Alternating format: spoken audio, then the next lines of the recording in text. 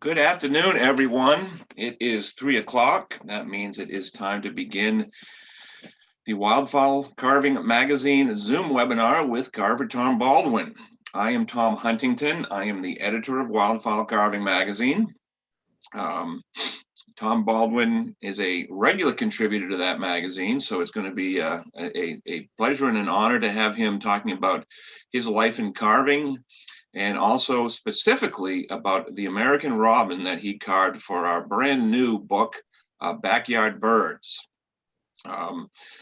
If you're not familiar with Wildfowl Carving Magazine, well, you certainly should be.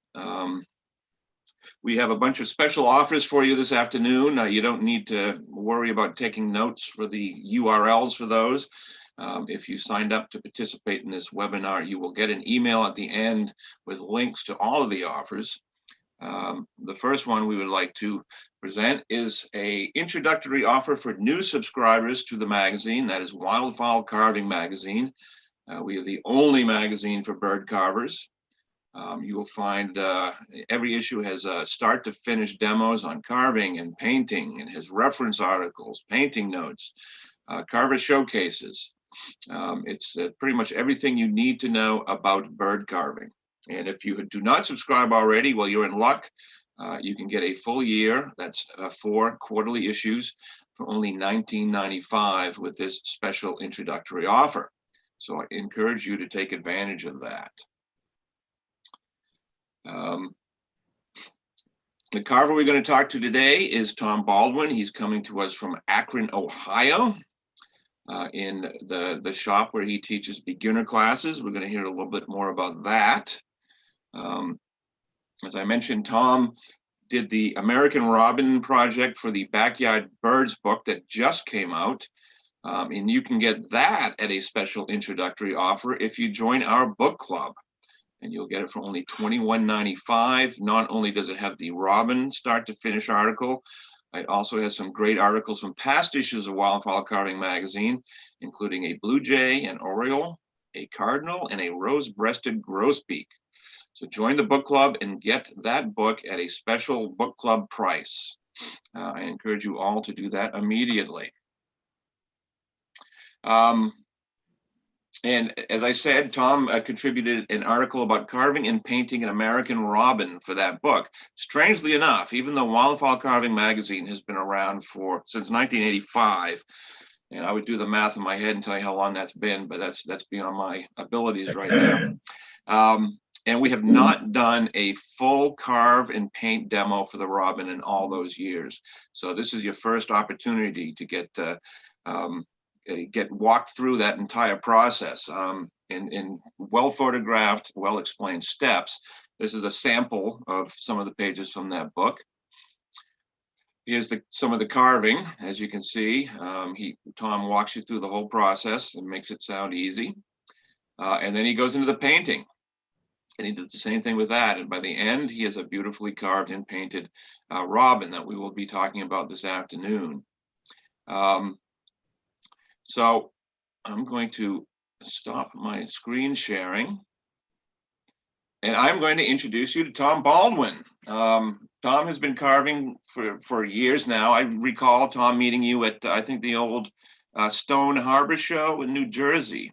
Yeah. Yep, which is no longer with us, but that was a wonderful show, and I was just blown away by the carvings that you had there. And since then, you have written quite a few articles for Wildfowl Carving Magazine. You've done some articles on habitat, and you've done many step-by-step bird demos as well.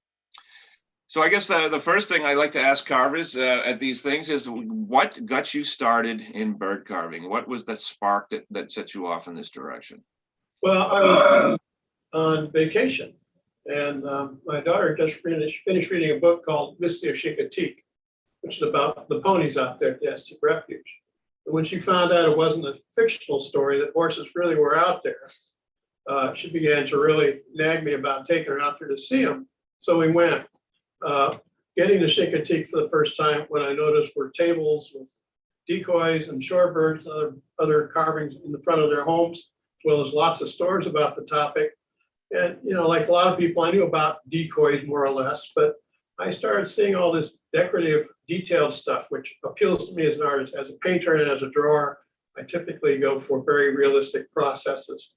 So seeing these wooden birds with all this wonderful detail really, it got me. And so my wife and the kids went to the beach and watched the horses, and I started looking for carvers still living on the island, and spent my 4 days there talking with some of the local carvers there and getting some history and some different things. They gave me a block of wood. One other one gave me an old knife they didn't use anymore. A lot of encouragement. And I went home and spent the next 9 months fighting out a kingfisher, which was challenging every way, shape, or form. I'd start, get discussed, and throw it down and come back. They'd call me back, and I'd work on it more and get stuck in, like, what do I do now? I don't know. And I'd throw it down. I refer to it as a kind of a tug of war process. But after 9 months, I did finally finish it. And, you know, for the first time during all this process, just stopped to take a look at what I had. Mm-hmm. And literally had an artistic epiphany. This is when I knew as an artist that, you know, everything I like about art was really compiled into this process of bird carving. And I've never looked back. Now, 2 questions. Do you still have that kingfisher? No, I gave that to my first grandchild, granddaughter. When she was young, she talked quickly, and she seemed to love the idea of the word kingfisher. When she came to visit once a year at Christmas, they live in North Carolina, and they came up to Ohio for a week in Christmas, and she just really was enthralled with the word kingfisher. She said it over and over and over again. And the following year, she came in, and I had moved it, like, you know, as you do, you rearrange things. And she said, "Grandpa, where's the kingfisher?" And I said, "Well, you know, go find it." So she found it, and this evolved into a game we played for like the next 9 years. I mean, I got so far as hiding it in the trunk of the car. And she would come in, and the first thing she'd do is want to know where the kingfisher was. And she would look and look and look until she found it. So when she graduated from college, she got her first place. I gave it to her as a graduation housewarming present. So she now knows where the kingfisher is in the living room. And the second question is, have you ever carved a kingfisher since then? No. Really? I have not. It was a hard bird. I think they're very cool. I just never had an opportunity to carve one. It just wasn't something that came up, you know, as other things do. And sometimes you plan to do carvings, and it might be 20 years before you get around to actually getting the time to do it. I know that's the case with my red-tailed hawk. Yeah. Got wood for that back in 1989. I didn't even start carving it until 2010. That's a long gestation period. Yeah, I mean, you know, things like that happen. So, you know, sometimes projects planned don't happen right away, and other projects not planned happen really fast because the customer said so. Yeah. The customer's always right, as we know. Well, they think they are, and you better think they are too. Now, how did you get into competition? Do you remember the first competition you entered? Yeah, the first one I went to was at the ODCCA here in Ohio, the Ohio show. Mm-hmm. You know, once I got carving, I started looking into, you know, like the Wildfowl Carving Magazine, one of the first books I got my hands on. And of course, it had the back listing of shows. And my first question, so show what? What is it? So I wandered up to the Ohio show just to watch, and realized that there were competition, you know, painting contests, different things like that. So I got my feet wet going to the Ohio show the first year, and the second year I went back and actually tried to paint a black duck in 2 hours. The painting contest. Got third place. I did all right. And, you know, in that process, you meet other carvers and you learn about other shows. And I learned about the world. So I went to my first world in 1989. Okay. Yeah, that's the big one. Yeah, and I took my first. I took a decorative duck, and I took a chickadee for a novice. And like everybody else who starts out, my chickadee, as I look back, it was about the size of a cardinal. It was huge. And I thought, man, they're gonna really love this thing. I get there and I look at all the other chickadees like, oh, can I just go home? Well, that's You learn about scale through, if nothing else, the humility of going to a show and learning what everybody else is doing with the same bird you're doing.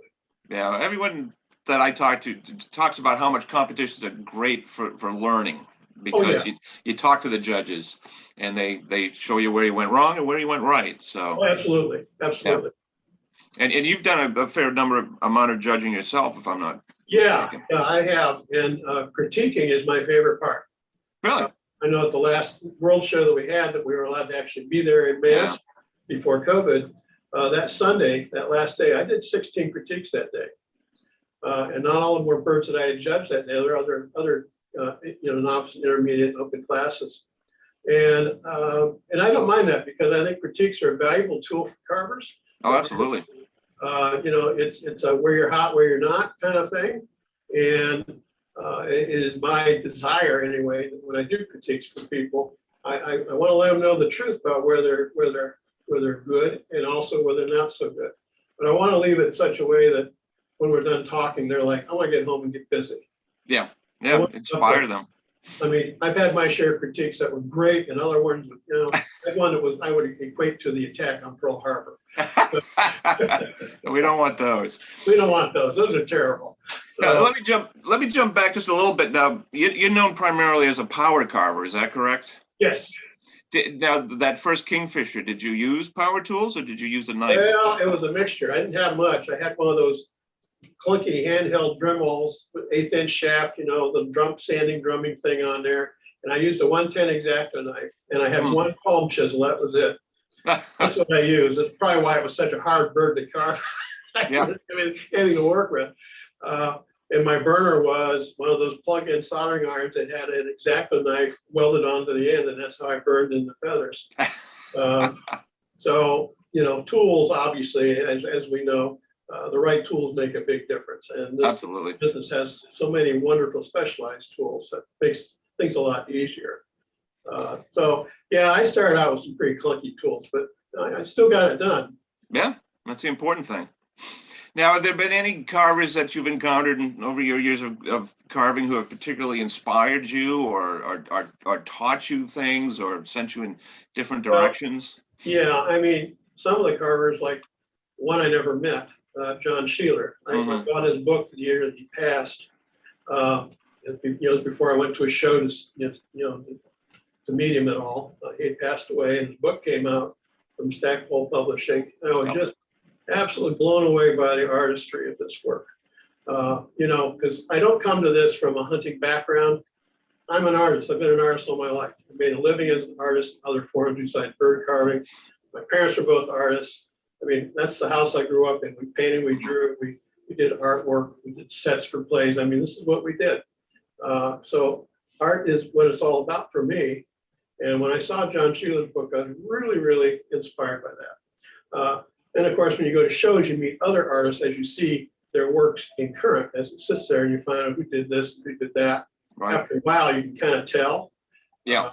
I hate to say it, but even my wife can pick out certain carvers anymore. So, and she doesn't carve at all. She's, oh, that's so-and-so, that's so-and-so, that's so-and-so. So I don't know why they don't we might as well put our names on. We don't know who we are anyway. But, I do suspect the judges know whose work they're looking at. I know most of them. In fact, I've been doing intermediate for long enough, but I'm starting to know who those people are too. Yeah. So, I know this person. I looked at this last year. Yeah. Well, it won't be long, hopefully, until we're back to live shows again, and you can, see the work in person. Well, that's my favorite part. I look forward to just getting there and seeing what all the other stuff the other guys and gals brought. I mean, that is the highlight of the show for me. Yeah. It's just the work of the show, I guess, the actual displaying and then the actual judging and so forth. But getting there, just looking things over, that's my favorite part. Yeah. And of course, other artists who go on the list, Pat Godin, Larry Barth, Keith Mueller, Tom Horn, who's a very inventive artist. And the list goes on. Bruce Leopard, who's a fantastic bird carver. I love his work. He is wonderful. Oh, yeah. And they're all great people too. I mean, what capitalizes, you see their work then when you finally meet these people, and they're all really great human beings, wonderful folks. Yep, Oh, Bob absolutely. Googie, let's not forget Bob, big influence. Yeah, yeah, yeah. Well, we'll get back to those shows before we know it, hopefully, and that will definitely be welcome to everyone, I think. Oh, yeah, Yeah. very much. So as a power carver, maybe you can tell us a little bit about your basic setup when you're carving a bird, what you use and what your go-to tools are. Micro motors, there's many different kinds of gas lines and other things. I have many different types I use. I keep some Korean-made models here just because it's just inexpensive and easy. And when students rip through stuff, I'd rather they break the cheap ones than the expensive ones. But it's just easier. But they all work the same. They all do the same basic work. I work with diamond tips. I work with some saber tooth tips. You can see like this one right here. Let's see here. Oh, let me get that. Oh, nice. Okay, you see that? I can see that. Here we go. Yeah, this is a saber tooth tip. We use rounds and flats for that. So I use stuff like that. And the burning tools everybody else uses and so forth. I mean, it's not a very impressive tool list. Carvers who work with knives and chisels have a much better tool list because it's a very, knives and chisels are very personal tools. Mm-hmm. Yeah. And I started that way with basswood and chisels and knives in the early days. And, the sharpness of them and everything else, how they handle and so forth, that, you spend time making those the way you want them. I switched to power carving in 2010. I'm getting issues as I age with arthritis. Mm. I would work with the chisels, and after about 3 or 4 hours of that, my arm would ache for a week. Okay. It was just really horrible. And I talked to Bob Googie at the show at Ocean City in 2010, and he suggested I come up to the studio and he'll introduce me to power carving. So he did. And I'm glad because now I can carve for like 10 hours a day and I feel the same. Ah, excellent, excellent. The only thing you trade off is shavings for dust, but you learn to adjust it either way. You mentioned working with students, and you do teach beginner classes there in Ohio, I understand. So tell us a little bit about those classes. Well, I teach in Cuyahoga Falls, Ohio, at a place called the Cuyahoga Valley Arts Center. It's a nonprofit art education center that teaches painting and ceramics, all different kinds of things. And I showed up one year with an option to sell or to teach bird carving for beginners. And they liked the idea and took me on. I'm in my 5th year. I teach it all year long. In the fall, winter, and spring, I teach Monday nights for those people that work. And I teach Tuesday afternoons for those who don't. I have a maximum sit of 10 students per class. And we provide the dust collector, we provide the lights, we provide the micromotor, all the tips, all the tools, everything you need. So you don't need to bring a thing except yourself. And then I provide the blanks and the eyes and the instruction. And also the patterns. I draw up all the patterns for these classes. And we start with a bandsaw cut blank. And the weekly classes are 9 weeks long after about a total of 25 hours. They go home with a painted bird. The summer classes that I do are more like a workshop, because one thing about retired folks in the summer, when they take a vacation, they take a vacation for a month. And then they miss 3 classes and come back and say, can I get caught up? It's like, shoot me now. I don't know how to even get you back on track after missing 3 classes. So far behind everybody else. So I switched that to a 1-week workshop, so Monday through Friday every day from basically this year from 11 to 4. And we'll start with the blank on Monday morning. Friday afternoon, when we close up, you'll have the finished textured bird ready to go. Yeah, sounds good. So this is offered an opportunity for people out of state to be able to come up and take the class. We've had some every year. We have 2 or 3 that come up from other states and stay at a hotel and take the class. Because as far as I know, I don't know anyone that really teaches an organized beginning carving format in this country. I'm sure there must be some, but I look all the time hoping to find anybody that does this, but I have not found anybody yet. So we kind of offer a very organized opportunity for those people who look at bird carving, and I've heard this a million times at so many shows. I've always wanted to learn more about this. Mhm. Of course, with the boomers who are now retiring, they have two things they never had before: time and money. Yeah. And so they're signing up as quick as they can. My class is booked all the time. And right now I've got a seminar class in July for a week, also one in August. I think I have one spot left in July, 2 spots left in August. Act now before it's too late. Yeah, anybody's out there. I think you're going to plan to put the information up at some point, Tom. Caitlin has put it up in the Q&A section, the link Okay. to your classes. I'd like to point out too, we'll talk about this a little later. Tom did a wonderful book for Wildfowl Carving Magazine. 3 bird carving projects. You heard that right. That's 3, not 1, not 2, but 3. It's geared towards beginners, but I think carvers at any level will take something away from it. And we're going to have a special offer for that book later on. And speaking of books, let's talk a little bit about the robin. Had you ever done a robin before you did this one for backyard birds? Yeah, actually I have. It was an order for somebody some years back, and then I did a smoothie for somebody else. So I've not done one in a long time. Mm-hmm.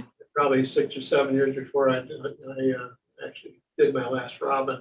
So for this particular project, I decided to redo the pattern. I redrew the pattern, basically start from scratch. It felt like a new project to me, so I treated it that way. I'm going to just share the screen again and just show a picture of that. Let's see. So people can see, this is the robin that Tom carved for the book. The book is Backyard Birds. And the reason we did this book, during the pandemic year, I had read that a lot of people were turning to bird carving because they're in their homes and they're suddenly noticing all the feathered creatures that are darting around in their backyards. So we thought it would be nice to do, some of the more popular birds. And of course, the American robin is one of the most ubiquitous backyard birds there is, which is why I was so surprised that the magazine had not done one. And, knowing Tom's great work with songbirds, I thought he would be the perfect person to do this. And it turned out, in fact, he was. So we're glad to have him do the robin for us. Could you tell us a little bit about the challenges, the techniques, and the approach you took to carving and painting this bird? Well, it's the same kind of approach for any bird, really.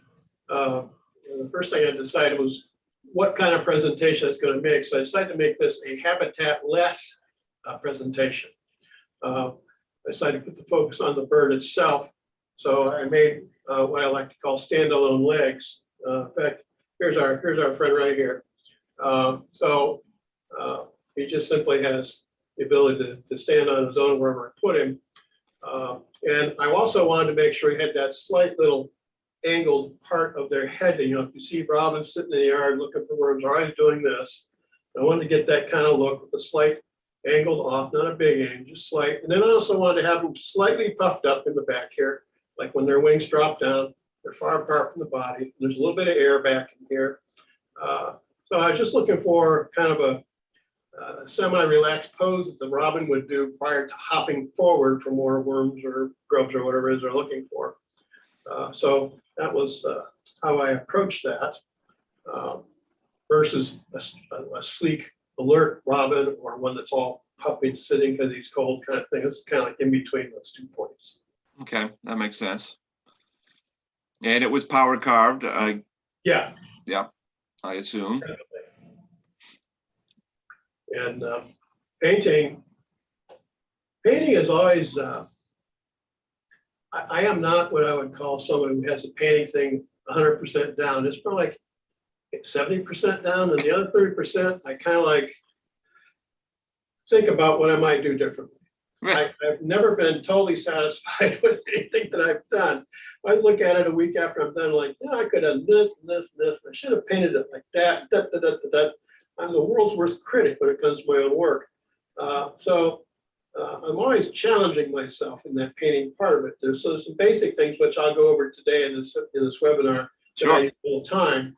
But there's also parts there where I'm like, I've done this bird, so how am I going to do that? So I do go through that process, and I will tell you that how you texture the bird has a lot to do with how you paint that bird. Okay, and how's that? Well, we're going to go over that later in this webinar. I'm going to discuss Okay. that because there are different painting techniques you can use, and depending on the severity of your texturing, will determine what kind of painting process you'll use. So in this one, because the color of the robin is kind of it's not brown, it's not gray, it's in between. Right. I felt that I was going to use a deeper stoning process so I could dry brush a lot of that color variance into the bird itself to get that kind of soft grayish brown look that it has. It seems to be not one color, but two. Okay. Certainly more than that, but it gives that appearance to me. There's a couple of colors here. So yeah, every time I carve a piece, I'm always, before I even get too far with it, I'm discussing with myself, how am I going to paint it? And then with that tells me how I'm going to texture it. Okay. Okay. Well, do you want to show us, do some hands-on stuff here and show us a little bit of what you did with the robin? Sure, we can do that. So let me switch here to my handy over top camera here. I'm going to do it this way. There we go. All right. All right, there we go. Can you enlarge my screen for me, Tom? Because mine's really small. There we go. Thank you very much. So I can see my field of play here. Okay, let's back this up a little bit.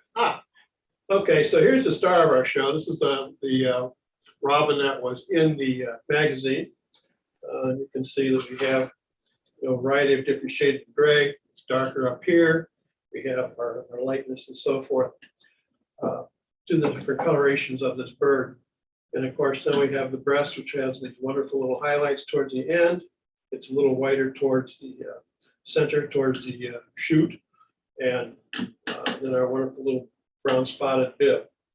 So what I did for this webinar is I created a prop, I guess is the best word for that. So he's painted on one half, and the other half he's not. He's just a wooden bird. So I thought we'd start with some basic, some carving things. I would love to say we could cover everything there is to cover, but there's just not enough time to do that.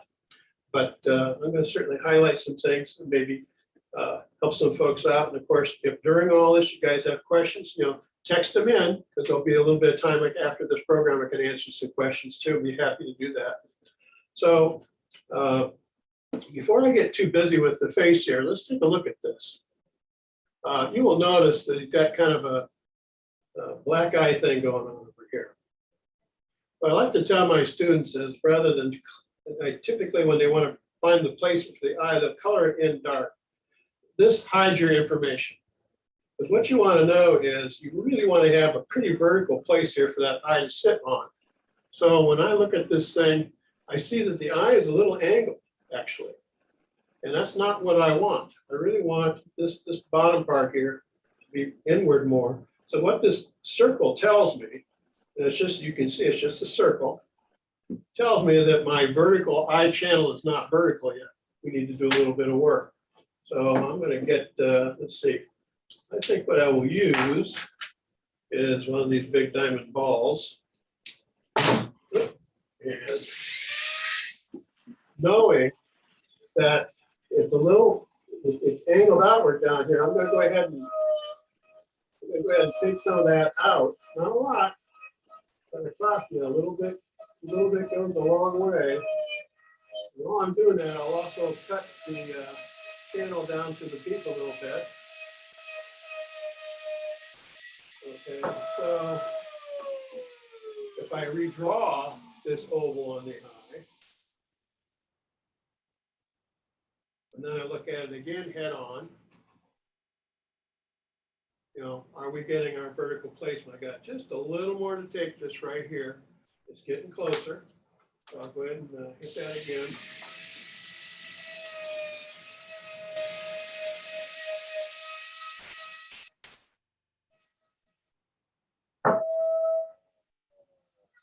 And we'll draw that oval in again.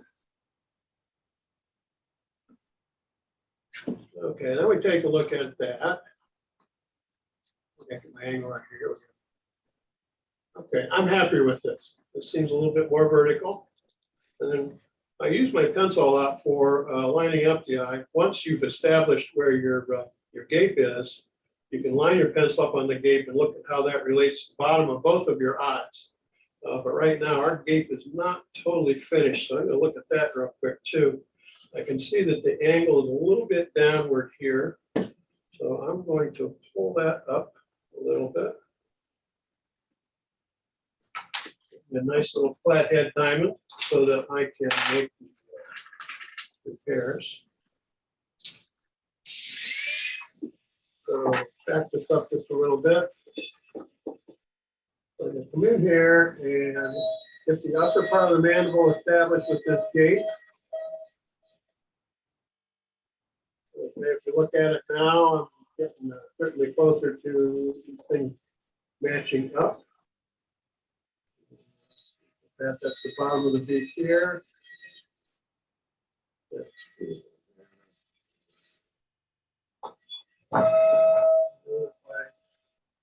What I like to call the pencil test. This is just simply if you take where you carved and draw it in,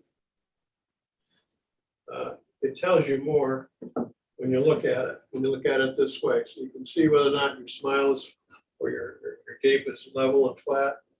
And as I look at it here, let's see here. That's looking pretty good. So when I line up the gape of this part here to this part here, put that pencil on it, what I see is that this eye is much lower. So clearly my oval is a little bit too low. And so my eraser and my pencil is all worn out. So I go to my favorite eraser called my diamond tip. That erases everything. Just a good light dusting of that. And we've got that handle. So I line that up now. I can look at the bottom of this eye, which is already set. And I can look here and I can determine that the bottom of my eye really should be right about here. So I'll check that. Yeah, that's about right. So I'm going to go up here and draw what I believe is a 7mm circle, close as I can. I'm going to check, make sure that that eye socket still remains vertical. Looks pretty good to me. I'm going to put my pencil on it and look at the lineup. The lineup is much better. I don't know if I can set this up on this camera or not. Let's see here. It's always backwards from what I'm looking at. Let's see. So I line the pencil up from gape to gape, and I look at the bottom of the eye and distance from the pencil to the bottom of the eye. And so this is pretty good. So what I typically like to do then is I'll take this big ball. And I'll go ahead and make a round indent for that. That's just so I have to keep drawing. So the other thing I can do then is finish up what we have here in the beak. As far as here's the upper mandible here, and then the bottom one comes through here. We have this little bit of feathering that comes into the beak itself, as you can see very well on this side. It's illustrated very clearly. Let's look at that. That looks pretty even. Okay, so that's not too bad. Looks pretty good. So most birds, their ears are located back around here, and everybody wants to refer to these as cheeks, and they're really not cheeks. It's the auricular patch. It's really kind of an ear muff or an ear cover, so that the ears aren't exposed all the time. But it's an important part. Most birds have it. And I usually like to take a diamond and create what I simply call a trench. Start from the middle of the eye and work its way back, and then meets up with the gape in the middle of the lower and upper mandible, right in here. And then, these are other indents of facial tufts, if you will, that help create the texturing of a bird's face. So once I create these valleys, I'll come in here and then I will taper off on both sides against all these different I don't know if they're really muscles per se, but there's certainly different height areas related to the bird and its physical nature. So I can come in here and kind of keep these off. And it makes them a little less hard looking. And then typically then after that, I will take a ball, and I like this big size ball, as you can tell. And I'll take this ball and smooth things out considerably. This paper, I can come in here and kind of, and I always go with the grain of the feather too, because it leaves a slight texture behind, which is not a problem, as long as you're going with the flow of the feathers. If you're not, then you've got a crosswood problem, and that's going to show up. So by working this through, I can use this ball and smooth some of these facial tufts up, or work them down to a smoother process. Kind of keep looking at them and work them through.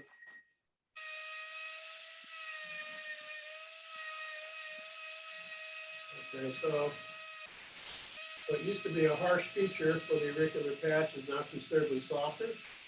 And some of the other areas of the lip, the drops of the height areas of the face, we find a softer approach.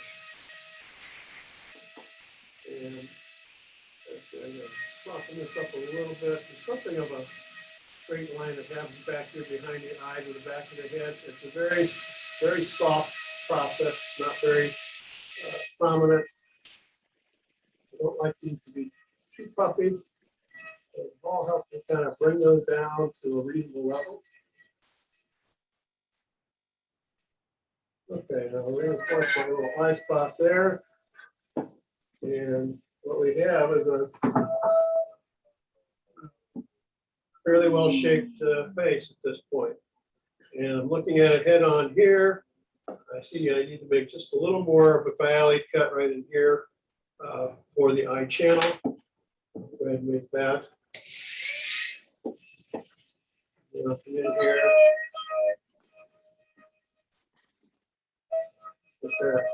That bird just started, but you see it robins all the time.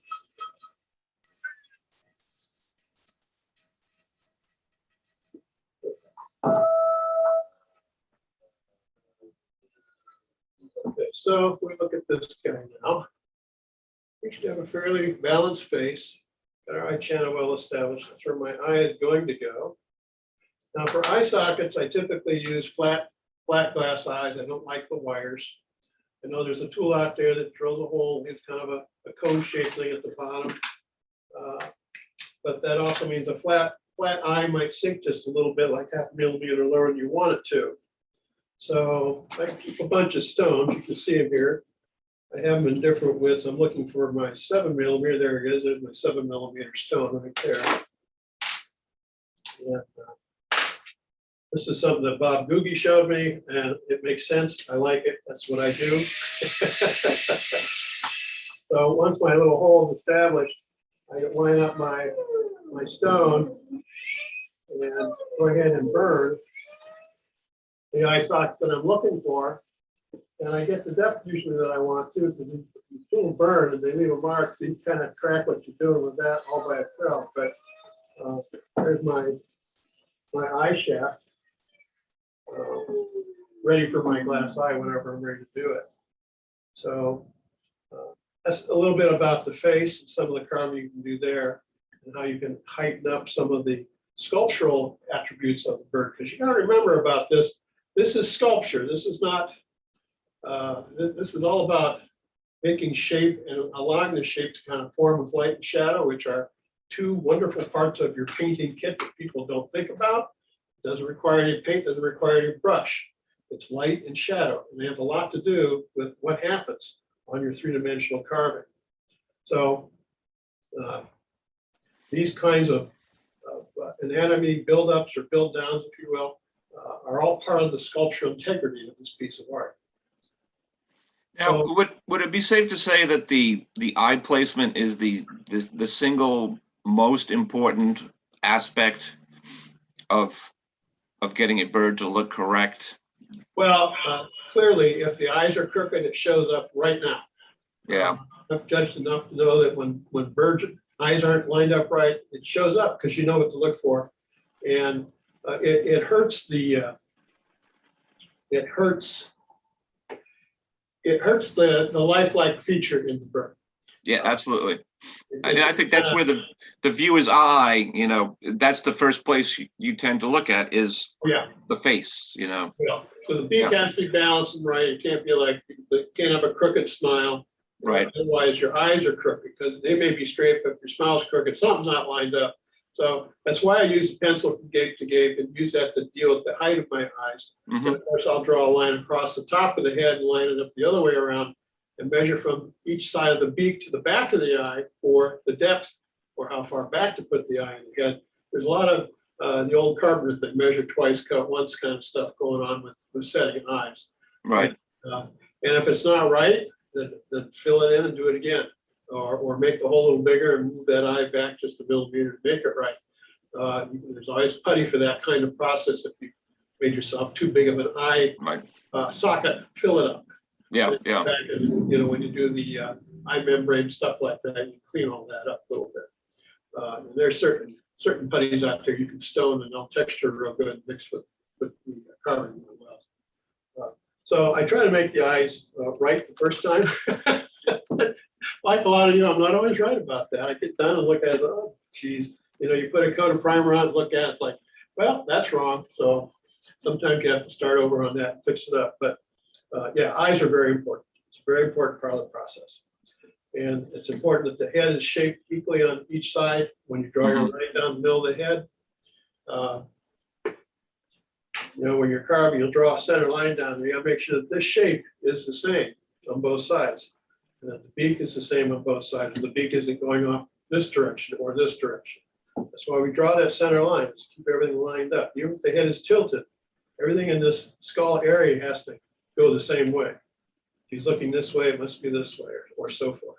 It can't be like the head's here and the beak's over here. It's got to all go in. Absolutely. That, this looks the same on both sides too. So that keeps your eyes looking pretty normal as well. So these are all the features. And I'll look at it this way, I'll look at it this way, and then I'll look at it through the throat and see the eyes this way too. These are my 3 ways of visually checking, make sure we got something that looks okay and not wonky. No, we don't want wonky. No, wonky's bad. Wonky means you're not done. Yep. Now, Okay. Yeah, obviously, we can't cover the whole bird. In fact, we're getting near the end already. So can we go maybe a little painting background at this point? Okay, I want to show one quick thing about stone. When you lay the bird out, let me pull this in a little bit. I've laid this out, and I see this with my students a lot. When they stone, they get kind of in a mechanized manner where they just kind of like, just do this. And they're not thinking. Each one of these little feathers should be treated like a work of art itself. What I've been telling my students to do, they always like stone the center line first, and then they will stone it angled off to the left, angled off to the right. They end up doing everything straight across. And when you put paint on it, it all blends in, all blends together. So I tell them to draw the centers in and just to move them around a little bit. Like here, I'm going to put this one here. I'm going to scatter that one here. This angle is going to go here. I'll move that angle there. This here, that there. If you change your center line and draw it in, that forces you to start accepting these feathers as more individual. And when you get done stoning it, you can see now we have a pattern here where the feathers just aren't all just rushing back the same angle, the same way. There's a little bit of angle between each feather, which now forces you to treat these more individually. And you end up with a nicer looking feather-like bird pattern. That's all I want to cover on that. It seems to be an important little detail that people forget about. So let's go with paint. Let's see, I got my little here. Brushes. You're going to need, let me back this up. You're going to need a paper towel blotter. like I have here. Of course, you need your palette of color. But what I'm going to go over is how we work with the blendings here, like in this tail, like the white or the lighter outside blending on the tail. And if you're going to do a lot of songbirds and hawks, I mean, these birds have lighter outlines on their feathers. Almost all of them have something. So there's always going to be some of that to do. And of course, people are scared of acrylics because they don't blend as easy as oils. But acrylics can work. And what you need is a thing called water. Water works extremely well in this regard. And when we're dealing with a blending, you're going to work with two brushes. I have one of these here, it's going to be my damp brush. I get it wet and just keep it damp. And I'm going to have a liner here. Let's see, what is this? This is number one. Roll it out to a point. So, like on these tertials, as we know, we have some white edging, and it blends into the tertial feathers pretty well. And this is where people get gun shy with acrylics. One thing I never do is use straight white, even though it might be look like it's white, might look lighter. In this case, no, I'm going to use white and a pinch of a color called sable, which is a real dark brown. And you're going to see that I'm mixing kind of a gray color. It's a light gray. But when I put it against this color here, it's going to look white. So first thing I'm going to do is I'm going to dampen these tertials. Not soaked, just damp. And then the paint that I'm going to be using is going to be about 70%. Let me think about that. No, it's probably more like 50-50. Paint and water. And the being is, let me blow this up a little bit so you see what happens here. People worry about blending paint. If you use a damp surface with a wash that's slightly, loose itself, you put that in there, you can see it literally blend itself. I put that in there, I'll clean the brush out, and then I will actually pull this paint right on the edge into the rest of the body of the feather while it's still wet. Okay. And I got one spot here, it's a little thick, I don't like that. So take some water, kind of brush that down. And what happens is the water helps blend this paint for you. I'm trusting you can see that. So if I get my hair dryer, dry this.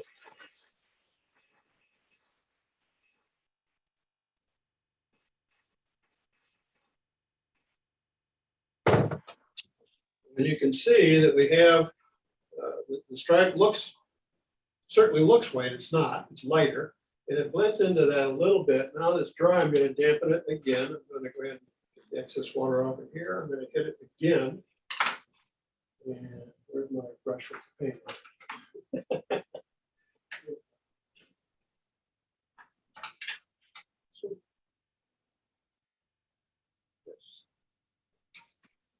I'm going to go back. I'm going to do what I did before with the surface slightly damp. Roll the brush to a point.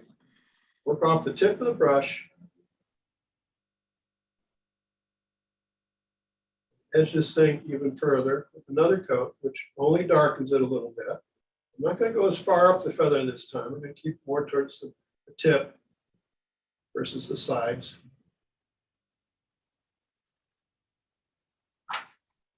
Okay, I'll clean that brush off.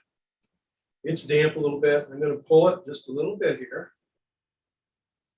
And kind of scrub it into the other part of the color.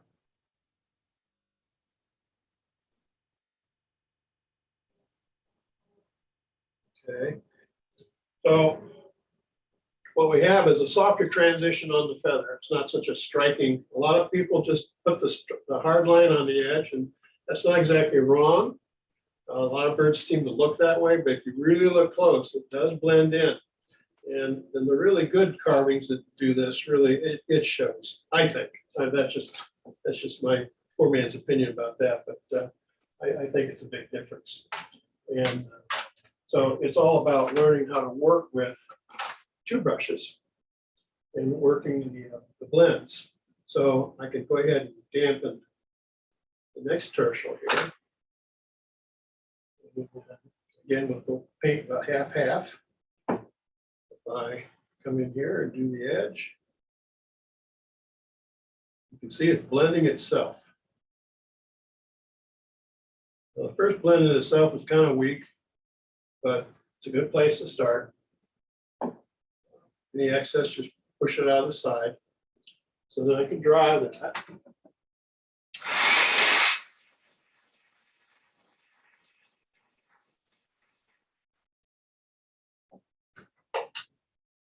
I can dampen it again. And I can hit it again.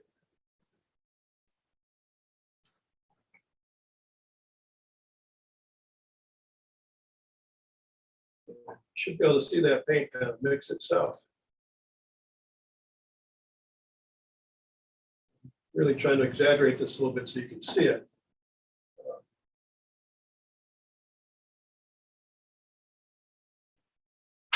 And as it gets better, I can get the paint just a little thicker towards the end of the feather where the lining is the brightest, most noticed.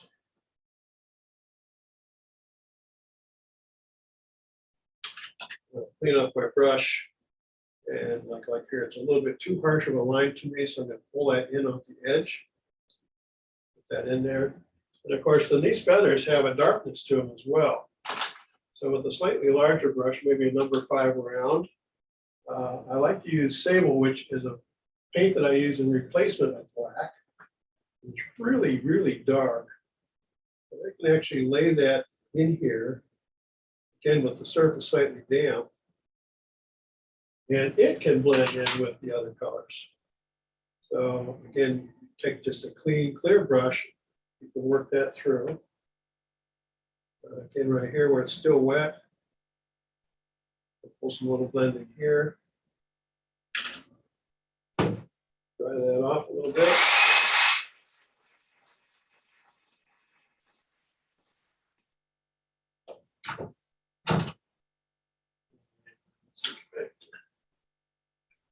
Back to the sable color. Work that in here. It's too wet.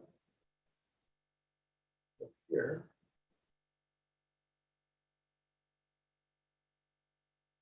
So now I'm blending the dark against the white. So between the two processes of using the damp surface, we're able to get the color where we want it. Just take a clean brush and wash some of that stuff off.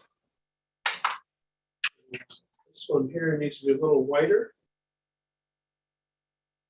So I'll mix up a little bit more of my outline color here. And working off the tip. Use the tip of the brush.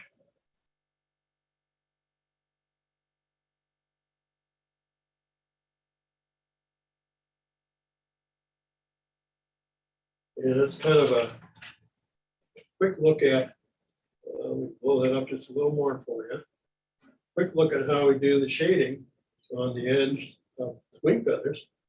On this bird, you're going to do it through your coverts, you're going to do it through your secondaries and your tertials, a little bit on the primaries, and certainly a little bit on the tail. But we have this light lining on the edge.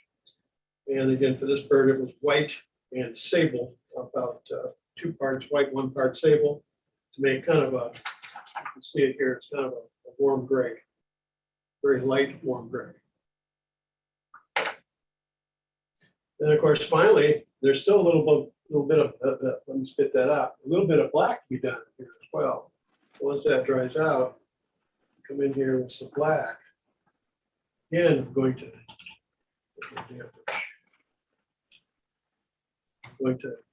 dampen it. And I'm going to come in here with some black, which is a little darker than sable, but I only go put it directly in the main center of things, just along the edge here. And if I have any parts that look too solid, I'll take a clean brush and just gently tip or blend that paint into it. So this would be the process I would use to shade. You see that? I can see what I'm here. Oh, there it is. Okay. So this is what I would use to shade and blend the dark and light colors on the feathers, which leads us to this finished situation right here. It's all in the details. There's lining here on the primaries. There's lining here on the coverts. There's lining here on the primary coverts, here on the secondary stack. It's all over the place. So that's a little something of working with acrylics. Don't be afraid of acrylics. They dry real fast. You can paint over. Right. Just don't paint too thick. Always working layers. So like I mentioned before, talking about painting with texture.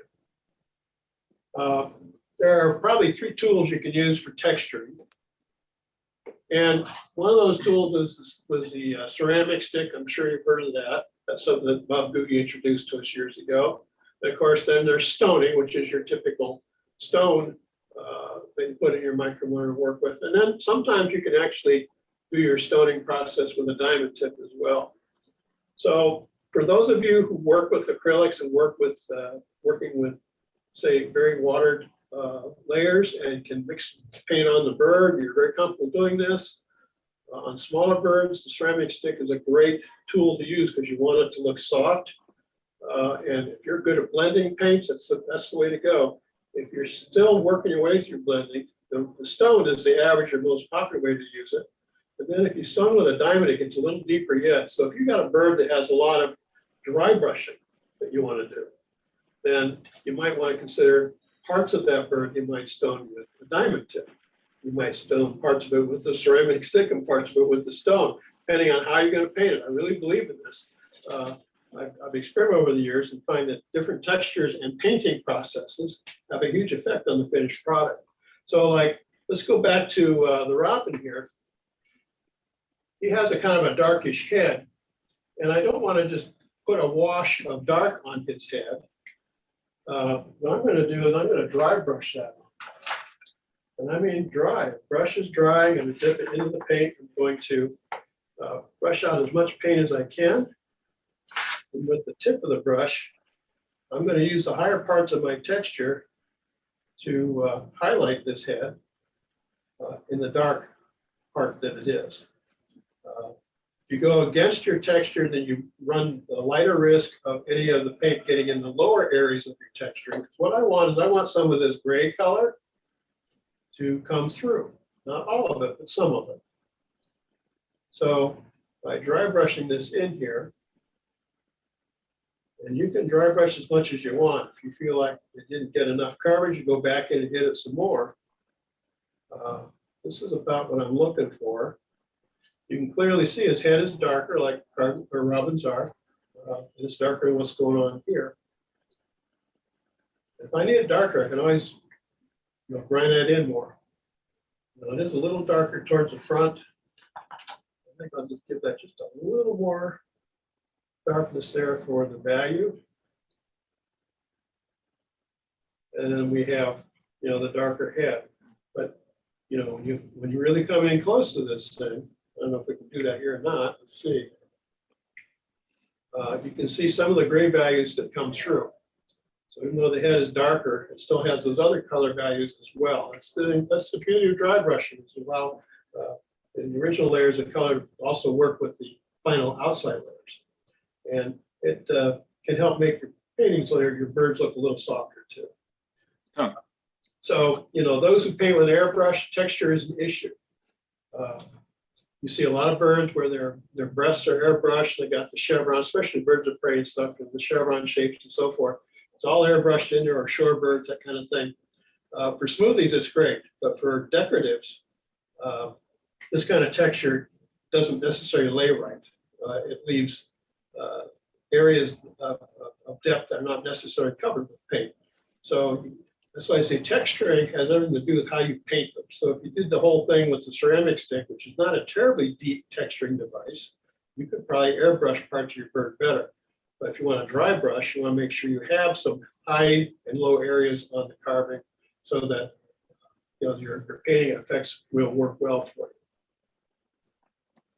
Excellent. Well, that should whet everyone's interest for the full carving and painting demo, which you can find in Backyard Birds. Obviously, we can't cover everything in this Yeah. short, but we got some good information out of that. So thank you very much, Tom. That's just watching you paint makes me nervous, because every time I paint something and I'm getting that paintbrush closer and closer to the wood, I just get really uptight. So you make it look easy. So I appreciate that. I tell my students, just relax. You can always repaint it. Just blow dry it, start over. And I've done that. I've spent hours on a piece, looked at it, said, blah, and I painted it, start over again. I mean, bottom line is this is fun. So I guess this continues. Well, my kids used to watch a program called The Magic School Bus, and the teacher's motto was make mistakes. That's how you learn. That's how I learn anyway. That's how we all learn. Absolutely. Yeah. So thank you much for that demonstration. I wish we could do more.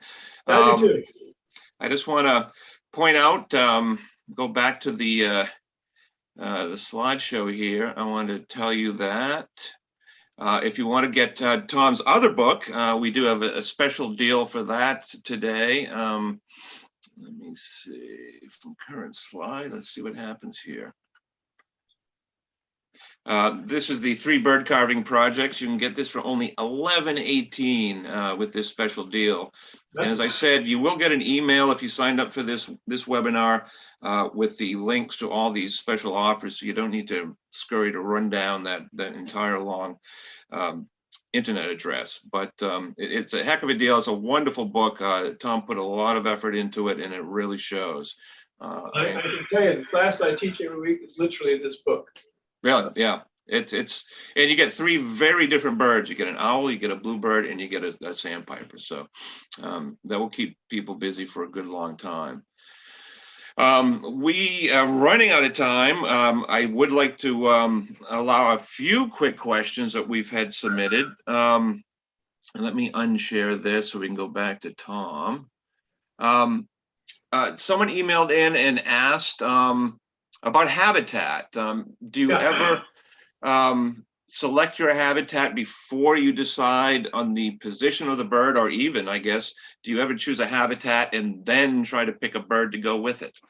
I would say most of the time when I decide I'm going to do a kingfisher, then the next thing I decide is, how do I want to present this? Because again, like I said before, this is about art. I mean, all the detail of bird concern, this is still a piece of art, and you still have to worry about positive, negative space, composition, layout, all these things. You wouldn't do a painting and not plan out. You wouldn't just paint a bird in there and decide maybe later what to put it on. You kind of decide this ahead of time.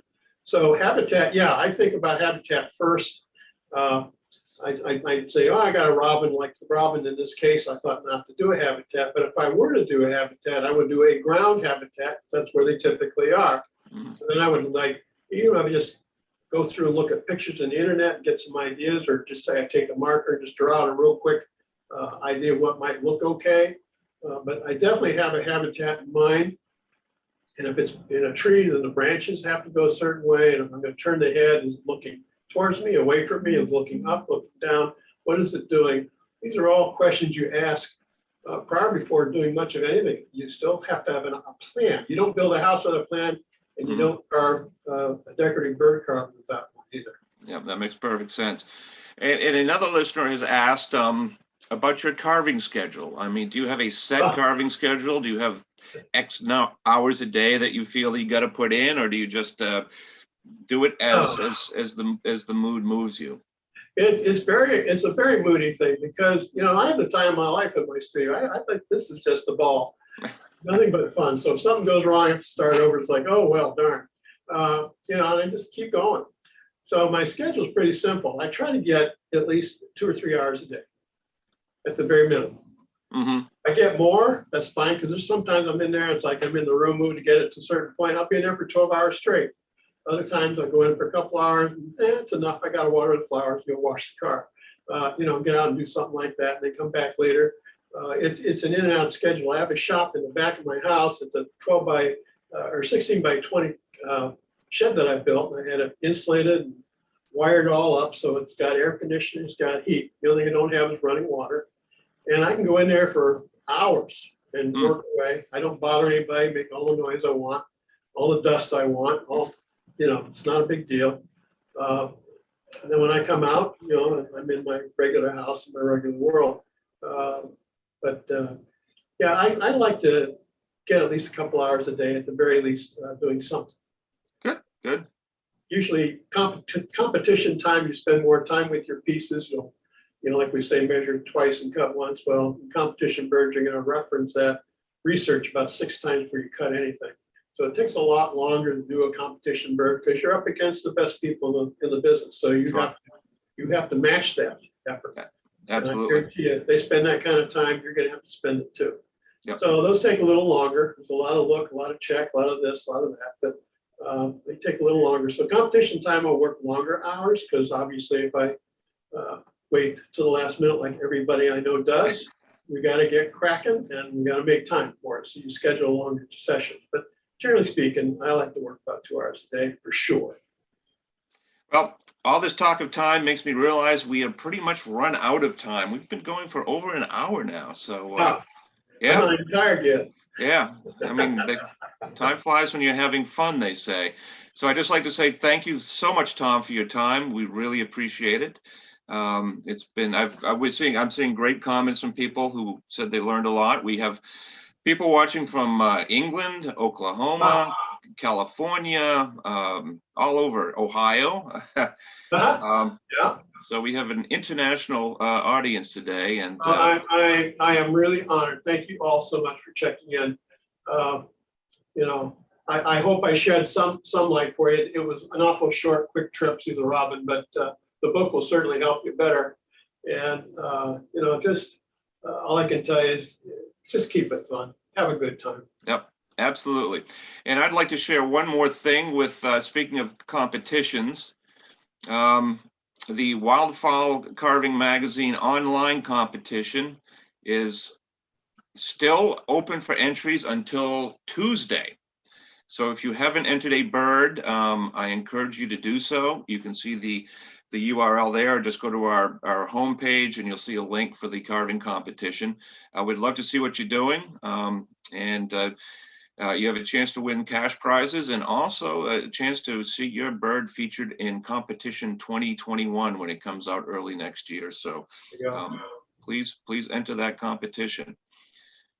And that wraps it up for today. Thanks everyone for attending. If you didn't get to see the whole thing, it will be on YouTube. If you want to watch it again, it will also be on YouTube. And once again, I'd like to thank Tom Baldwin for taking the time to teach us a little bit about bird carving and painting. So thank you all.